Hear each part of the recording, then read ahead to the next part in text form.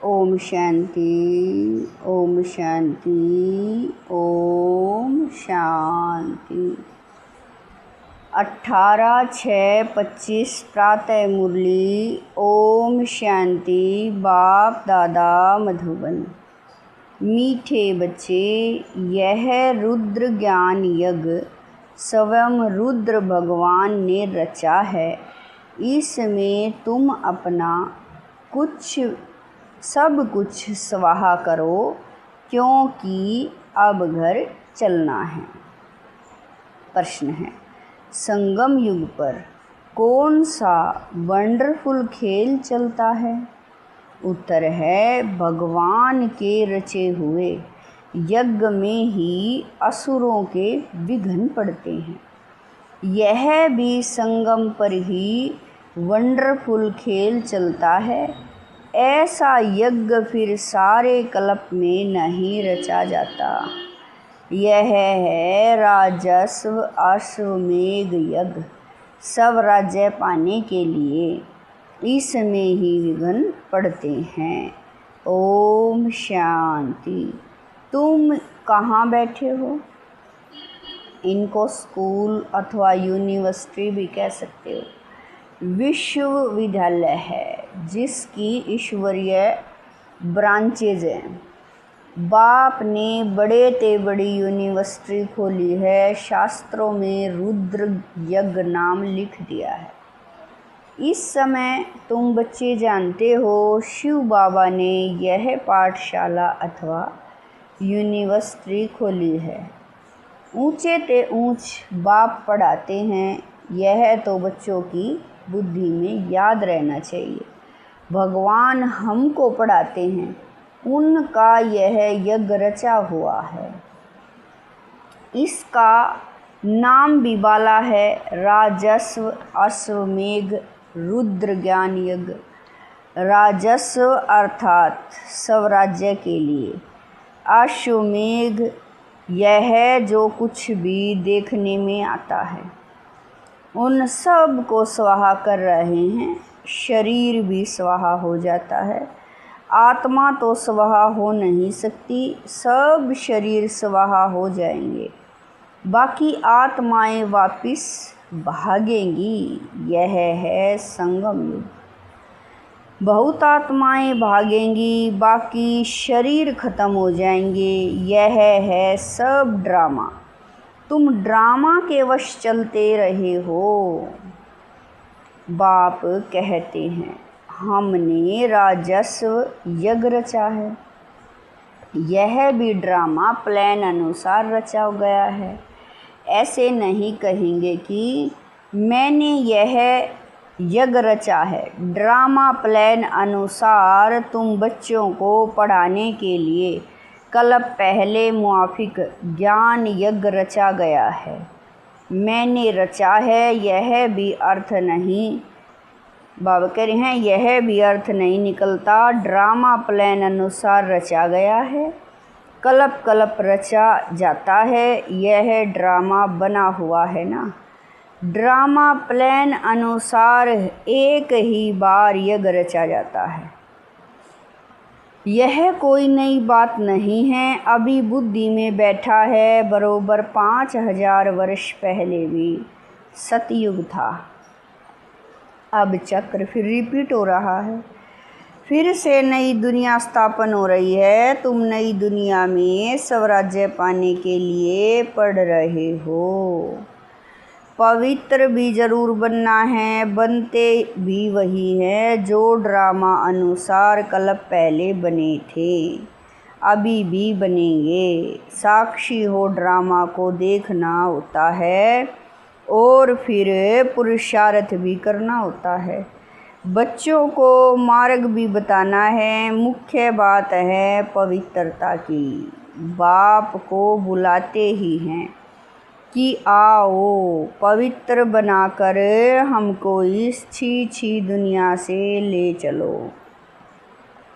बाप आए ही हैं घर ले जाने के लिए। बच्चों को पॉइंट्स तो बहुत दी जाती हैं। मुख्य बात फिर भी बाप कहते हैं मन मना भव, पावन बनने के लिए बाप को याद करते हैं, यह भूलना नहीं चाहिए। जितना याद करेंगे उतना फ़ायदा होगा। चार्ट रखना चाहिए, नहीं तो फिर पिछाड़ी में फेल हो जाएंगे।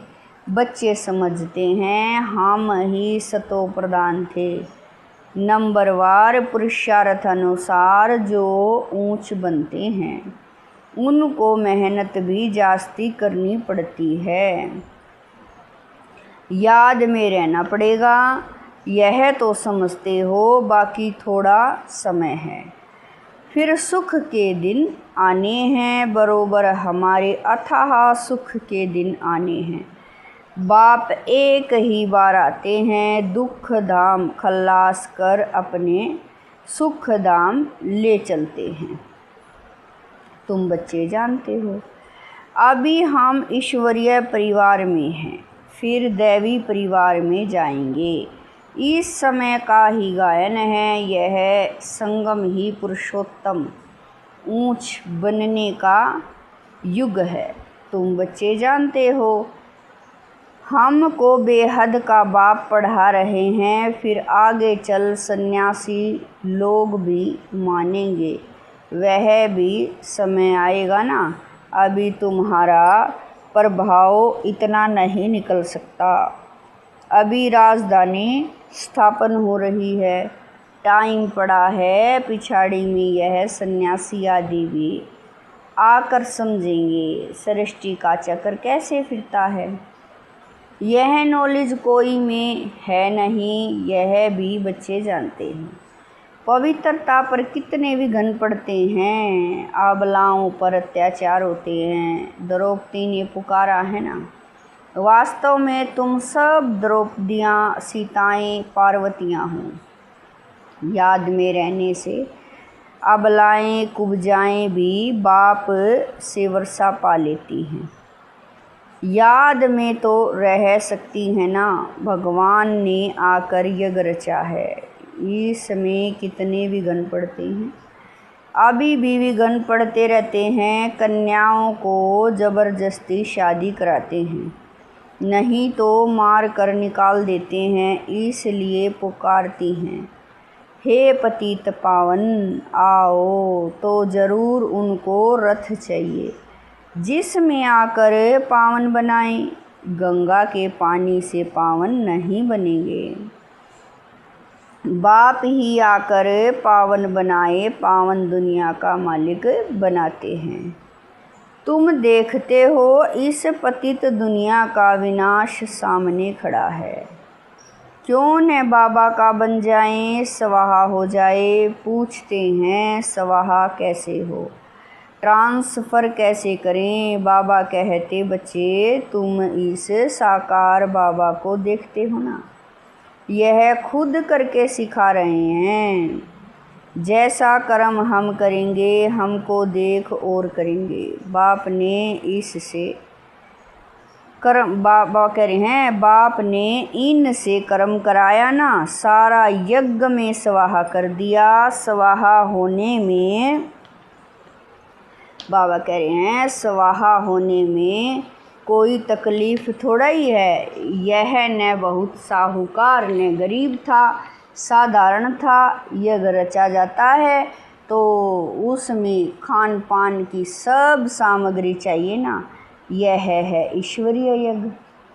ईश्वर ने आकर इस यज्ञ की स्थापना की है, तुमको पढ़ाते हैं। इस यज्ञ की महिमा बहुत भारी है। ईश्वरीय यज्ञ से ही तुम्हारा शरीर निर्वाह होता है। जो अपने को अर्पणम में समझते हैं, हम ट्रस्टी हैं, यह सब कुछ ईश्वर का है। हम शिव बाबा के यज्ञ से भोजन खाते हैं, यह समझ की बात है ना। यहाँ तो नहीं सबको आकर बैठना है, इनका सैंपल तो देखा कैसे सब कुछ स्वाहा किया। बाबा कहते हैं जैसे कर्म यह करता है, इनको देख औरों को भी आया है। बाबा कह रहे हैं बहुत ही स्वाहा हुए, जो जो हुए वह अपना वर्षा लेते हैं। बुद्धि से भी समझा जाता है आत्मा तो चली जाएगी, बाकी शरीर सब खत्म हो जाएंगे। यह बेहद का यज्ञ है, इनमें सब स्वाहा होंगे। तुम बच्चों को समझाया जाता है कैसे बुद्धि से स्वाहा और स्वाहा हो, नष्ट मोहा बन जाओ। यह भी जानते हो यह सारी सामग्री खाक हो जानी है। कितना बड़ा यज्ञ है, वहाँ फिर कोई यज्ञ नहीं रचा जाता है, न कोई उपद्रव होते हैं। यह सब जो भक्ति मार्ग के अनेक यज्ञ हैं वह सब खत्म हो जाते हैं। ज्ञान सागर एक ही भगवान है, वही मनुष्य सृष्टि का बीज रूप सत्य चैतन्य है। शरीर तो जड़ है, आत्मा ही चैतन्य है, वह ज्ञान सागर है। तुम बच्चों को ज्ञान सागर बैठ पढ़ाते हैं, यह सिर्फ गाते रहते हैं और तुमको बाबा सारा ज्ञान सुना रहे हैं। ज्ञान कोई बहुत तो है नहीं। वर्ल्ड का चक्कर कैसे फिरता है यह सिर्फ समझाना है। यहाँ बाप तुमको खुद पढ़ा रहे हैं, कहते भी हैं साधारण तन में प्रवेश करता हूँ। भागीरथ भी मशहूर है, जरूर मनुष्य ही होगा जिसमें बाप आएगा। उनका एक ही नाम चला आता है शिव, और सब के नाम बदलते, इनका नाम नहीं बदलता। बाकी भक्ति में अनेक नाम रख दिए हैं, यहाँ तो है ही शिव बाबा। शिव कल्याणकारी कहा जाता है। भगवान ही आकर नई दुनिया स्वर्ग स्थापन करते हैं तो कल्याणकारी ठहराना। तुम जानते हो भारत में स्वर्ग था, अभी नरक है, फिर स्वर्ग जरूर होगा। इनको कहा जाता है पुरुषोत्तम संगम युग, जबकि बाप खिवैया बन तुमको इस पार से उस पार ले जाते हैं। यह है पुरानी दुख की दुनिया, फिर ज़रूर नई दुनिया होगी ड्रामा अनुसार, जिसके लिए तुम अभी पुरुषार्थ करते हो। बाप की याद ही घड़ी घड़ी भूल जाती है, इसमें है मेहनत। बाकी तुमसे जो विक्रम हुए हैं उनकी सजा कर्म भोग के रूप में भोगनी ही पड़ती है। कर्म भोग अंत तक भोगना ही है, उसमें माफ़ी नहीं मिल सकती। ऐसे नहीं बाबा क्षमा करो, कुछ भी नहीं, ड्रामा अनुसार सब होता है, क्षमा आदि होती ही नहीं। हिसाब किताब चुकतू करना ही है, तमो प्रधान से सतो प्रधान बनना है। इसके लिए श्रीमत भी मिलती है।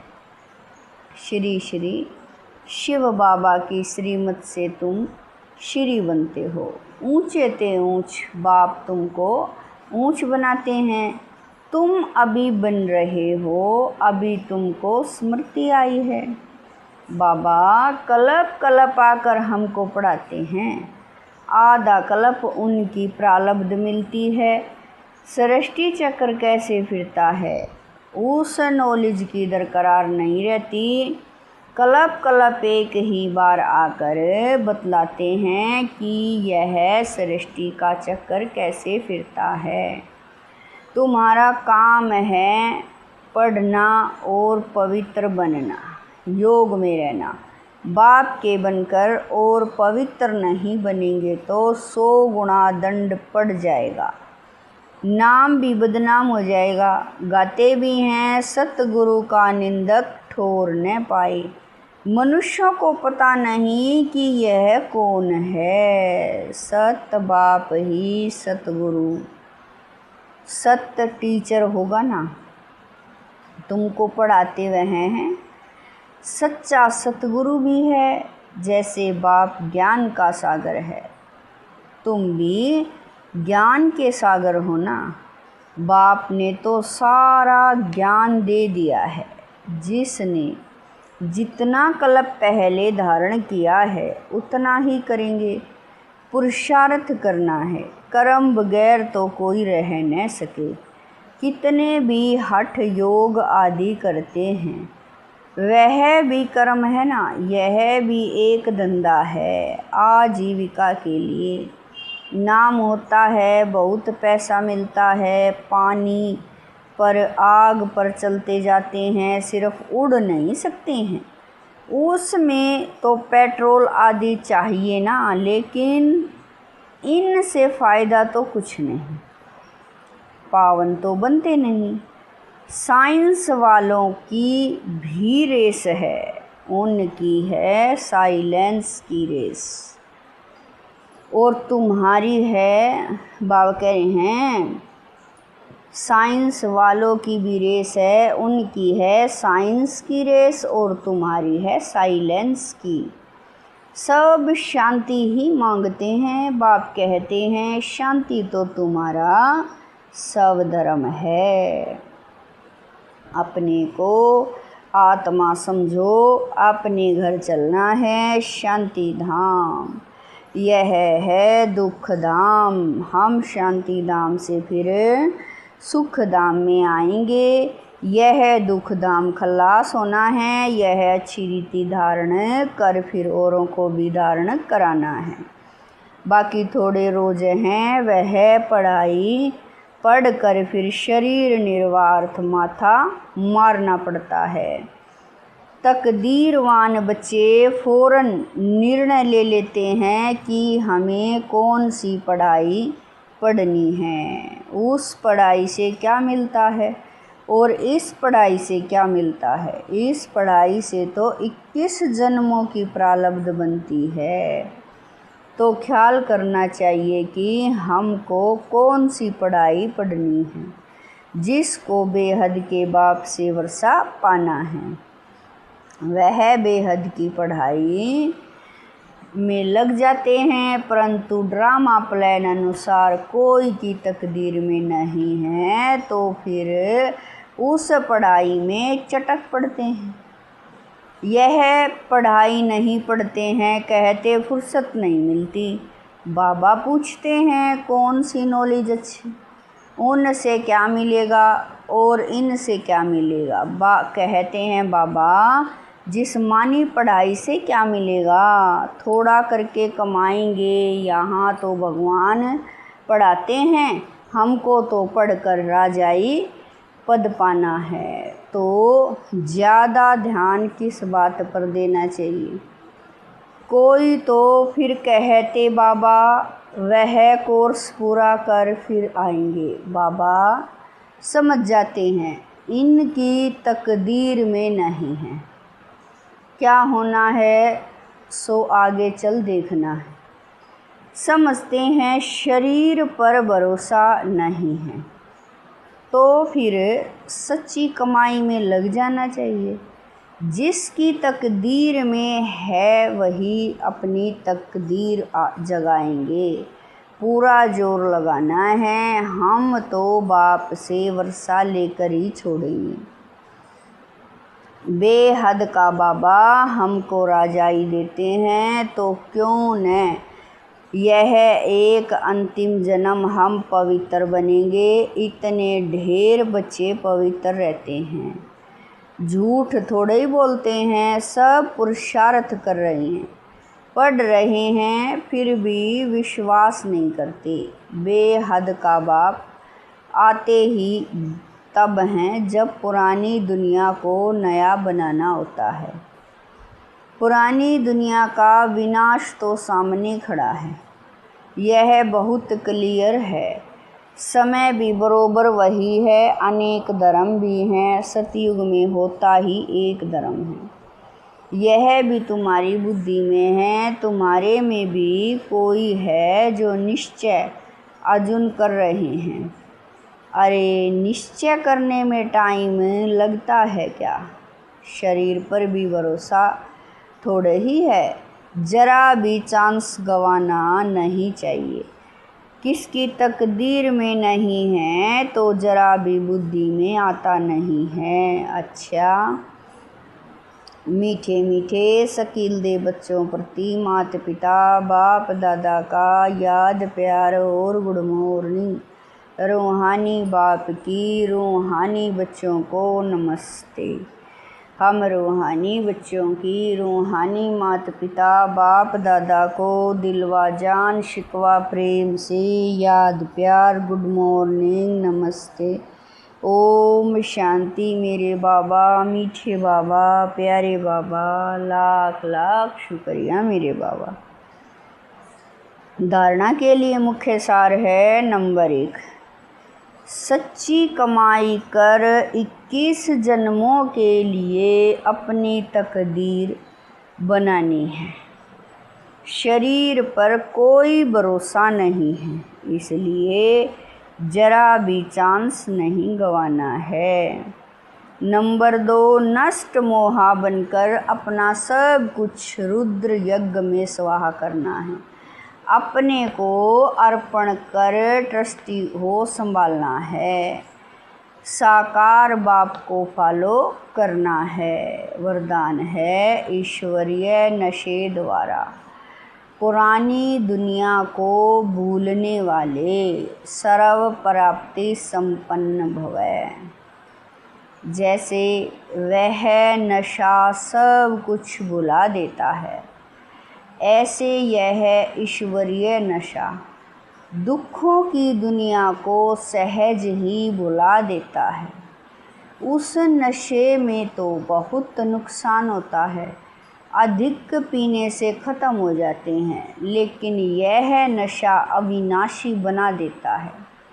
जो सदा ईश्वरीय नशे में मस्त रहते हैं, वह सर्व प्राप्ति संपन्न बन जाते हैं। एक बाप दूसरा न कोई, यह स्मृति ही नशा चढ़ाती है। इस स्मृति से समर्थी आ जाती है। स्लोगन है, 1-2 को कॉपी करने के बजाय बाप को कॉपी करो। स्लोगन है, 1-2 को कॉपी करने के बजाय बाप को कॉपी करो। अव्यक्त इशारे आत्मिक स्थिति में रहने का अभ्यास करो। अंतर्मुखी बनो। अंतर्मुखी रहने वाले ही हर ज्ञान रतन की गुहता में जा सकते हैं। ज्ञान की हर पॉइंट का राज क्या है और किस समय किस विधि से उसे कार्य में व सेवा में लगाना है, इस तरह से उस पर मनन करते उस राज के रस में चले जाओ तो नशे की अनुभूति कर सकेंगे। ओम शांति।